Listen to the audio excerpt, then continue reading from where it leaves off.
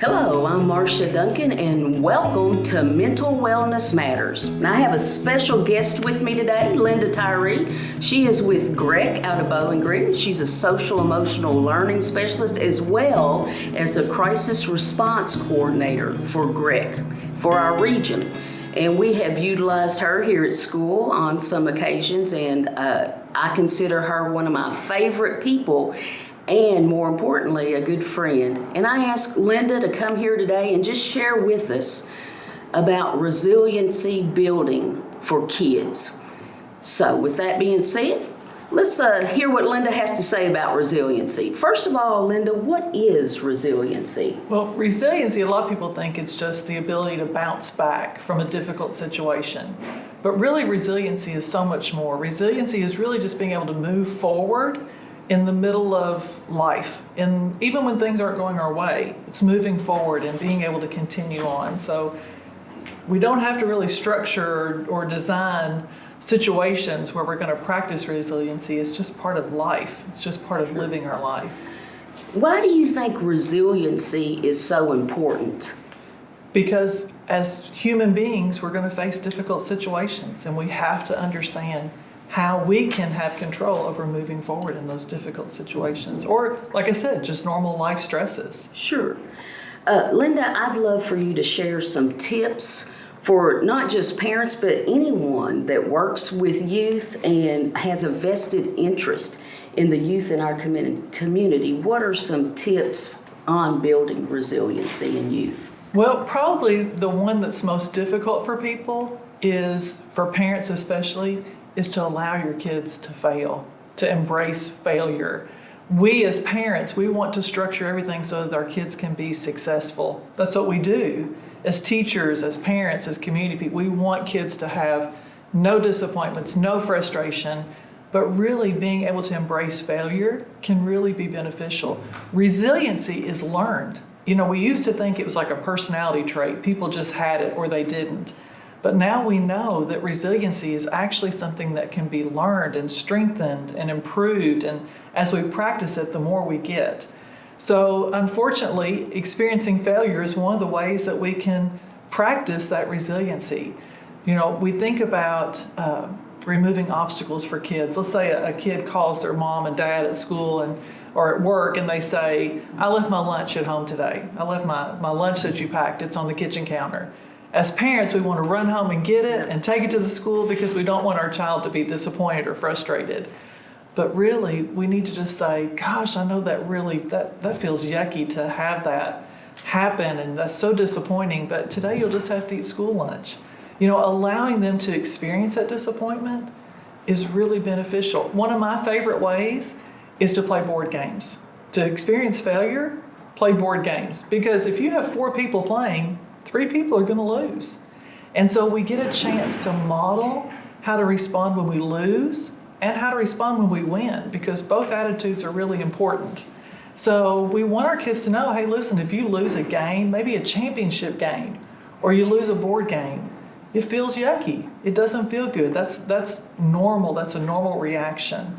It doesn't mean you're a failure as a person. It doesn't mean you have weakness. That's a normal reaction when you don't have success. We're also kind of giving our kids a growth mindset when we do that. You know, when kids say, you know, I can't do it, we need to reframe that, say, you can't do it yet, and really build on that. So my first suggestion would be just embrace failure. Secondly, I would say praise our kids, praise them. But we need to be careful the way we praise them. A lot of times when we praise kids, we'll say, oh, you're so beautiful, or you're just adorable, or you're so smart. And they really don't have full control over those things. So maybe, you know, encouraging them by saying, you worked so hard. You know, praising their effort, praising their generosity, praising their kindness, praising their perseverance, you know, praising their attitude. Man, I love the way you handled that situation. And we really encourage them to have that self-efficacy. You know, I can do this. And we're encouraging that growth mindset by praising things that they can control. And probably my last tip would be structure your home and your environment to where kids have a voice. They need to feel heard, seen and acknowledged and heard. And that might be audible voice. A lot of times as parents, we ask our kids, how was your day today? Fine. What'd you learn at school? Nothing. We kind of get those answers. But maybe be more specific. Say, tell me about the best part of your day today. Or tell me about the worst part of your day today. And then structure that time where you can have uninterrupted time to listen, to really be able to let them feel heard. The hard part is not wanting to jump in and give suggestions or advice or, here's what you should have done. Just listen non-judgmentally. Set aside 5 or 10 minutes and really focus on their story. Maybe their story will be in writing. Some kids would rather write. Sure. As counselors, I would always give kids an opportunity to maybe write in a journal. And I would tell them, if you want me to read it, leave it on this table. If you don't want me to read it, you can take it with you.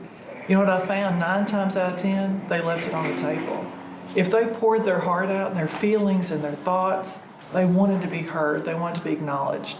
So maybe their voice is audible, maybe it's in writing, maybe it's through art or music or their faith or athletics, but allow them to have a voice and really feel like they're acknowledged and heard. Those are great tips, Linda. And as I was listening to you, it really reverberates through my mind that this doesn't just work with kids, this works with adults too. And I think at this point in time in our society that we need to really, really encourage each other and help each other to grow in our resiliency. I want to thank Linda for being here today and sharing these awesome tips. And I want you all to know that our school district, we care about each and every one of our Hawk family members. And if you all have any concerns or questions, don't hesitate to reach out to your guidance counselors at your child's school. You can contact me, any administrator. We want to help you any way we can. And as always, please remember, it's a great day to be a Hawk.